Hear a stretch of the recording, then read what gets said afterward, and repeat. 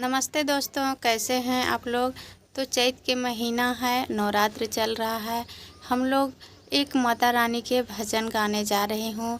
इस भजन को आप लोग शुरू से लेके लास्ट तक सुनिएगा और कमेंट में बताइएगा आप लोगों के भजन कैसा लगा। लाइक कीजिएगा, नए होंगे तो प्लीज़ सब्सक्राइब कर लीजिएगा और दोस्तों के पास ज़्यादा से ज़्यादा शेयर कीजिएगा।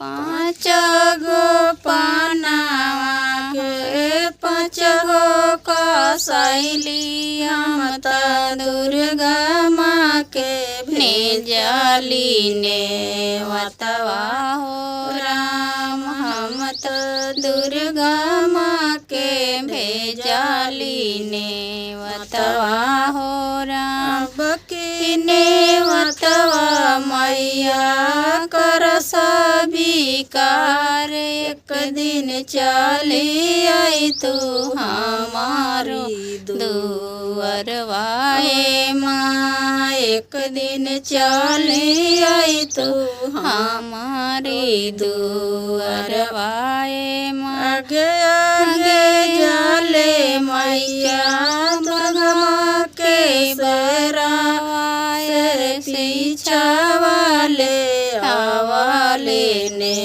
मतवाए राम से पीछा वाले आवाले ने मतवा हो कहाँ उतार मैया दुर्गाए मैया से कहाँ उतार बोने मतवा हो राम से कहाँ उतार बोने मतवा हो राम। दुअर उतार दुर्गाए मैया से पूजा घर उतार बोने मतवा हो राम से पूजा घर उतार बोने मतवा हो। पाँच गो पानावा हो पाँच गो